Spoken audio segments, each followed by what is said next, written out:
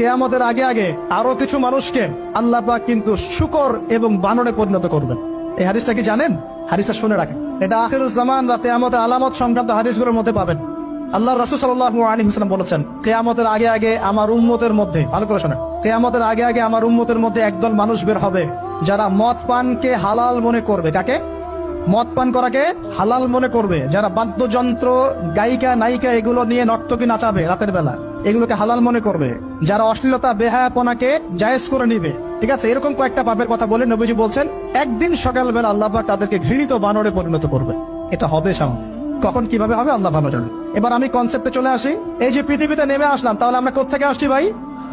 আমরা কি পৃথিবীর অধিবাসী ছিলাম? আমরা জান্নাতে ছিলাম, ওখান থেকে আল্লাহ পাক পাঠিয়েছে। এবার পৃথিবীতে এসে আদম আলাইহিস সালামের যুগে খুব একটা দুর্ঘটনা ঘটে নাই, একটা ঘটেছে। কয়টা? একটা।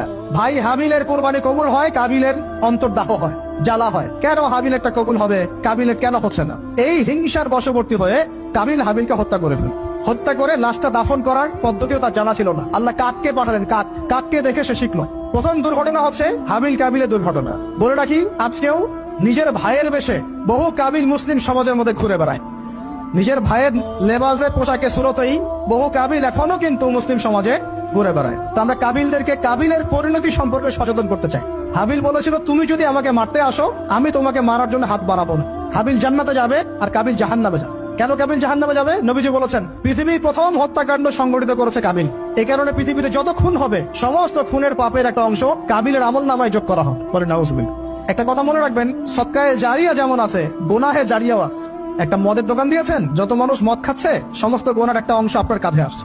সিনেমা হল করেছেন, মানুষ সারাদিন নেকটা ছবি দেখে, নগ্ন ছবি দেখে, যত মানুষ এখানে পাপ করবে, সমস্ত পাপের একটা অংশ আপনার কাঁধে যাবে।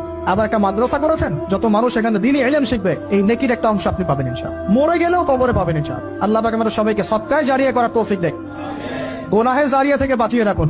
খুব খেয়াল রাখবেন, আল্লাহ পাক আমাদের হেফাজত করুন বলি আমিন। এবার ওই যুগ শেষ, নূহ আলাইহিস সালামের যুগ। এই যুগে আল্লাহর একই সুন্নত, নূহ আলাইহিস সালাম 950 বছর দাওয়াত দিলেন, 40টা বা 80টা পরিবার ইসলাম কবুল করেছে, বাকিরা করে নাই। যারা করে নাই আল্লাহ পাক তাদেরকে ডুবিয়ে মারলেন, যারা করেছে আল্লাহ পাক উদ্ধার করলেন। সোজা কথা, আজকে সারা পৃথিবীতে যত মানুষ আমরা বেঁচে আছি না, আমরা কোনো না কোনো ভাবে ওই 80 পরিবারের সদস্য। আমরা ভাই ভাই, আমরা ওই ফ্যামিলি, 80 ফ্যামিলির অন্তর্ভুক্ত। কিরকম করে? নূহ আলাইহিস সালামের 4 সন্তান ছিল। কয় সন্তান?